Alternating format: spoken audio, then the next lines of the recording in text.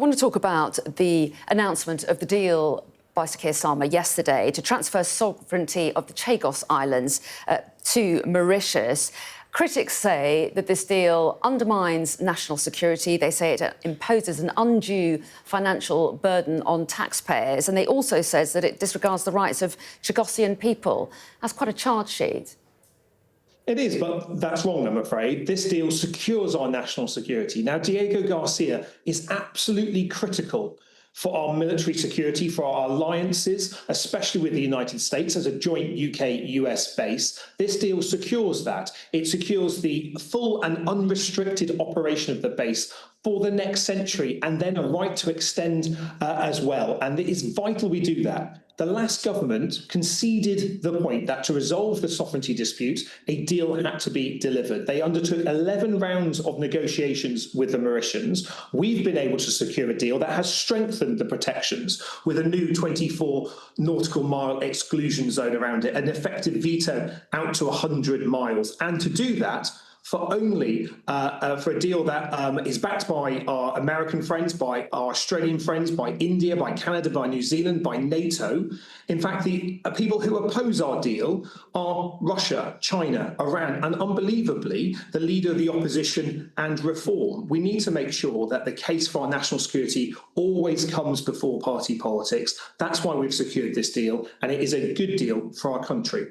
OK, well, when you say it's critical to our defence and national security, but the critics say it's the reverse. By relinquishing sovereignty of Diego Garcia and the US-UK military base that's based there, that compromises the UK's defence interests. And contrary to it being vital to our defence, former Defence Secretary Grant Shapps, for example, says that he received all the same briefings. He said this interpretation is simply inaccurate and completely spineless from this government.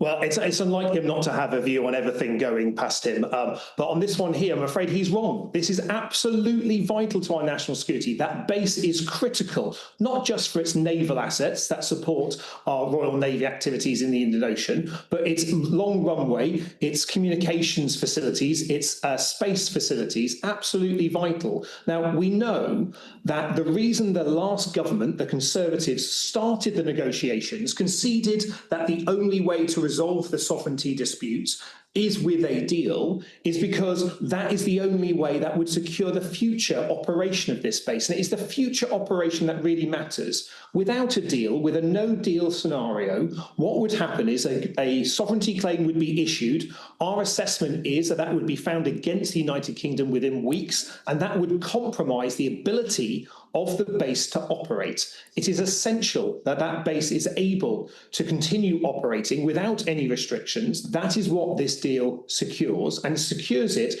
for a price that is only 0.2% of our defence budget. Okay. That secures perhaps the most important military base on the planet for the United Kingdom.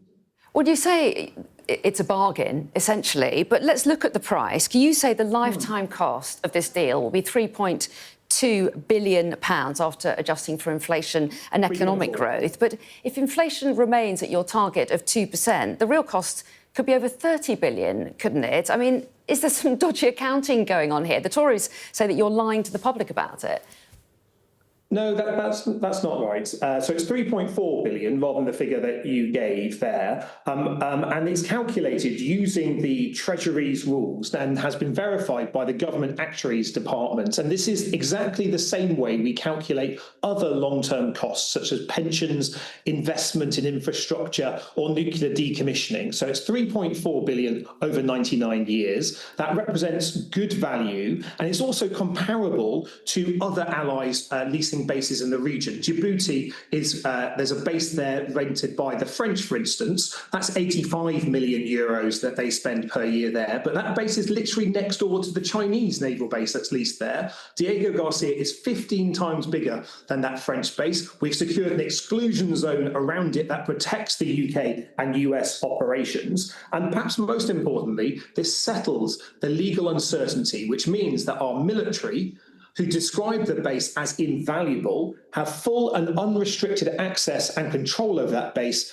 for over 100 years. Now, that is a good deal for our armed forces, especially because we know the world is becoming more dangerous. That makes Diego Garcia even more important, and that means securing a future operation of the base free from any legal or sovereignty disputes has been vital, and that's what this deal does.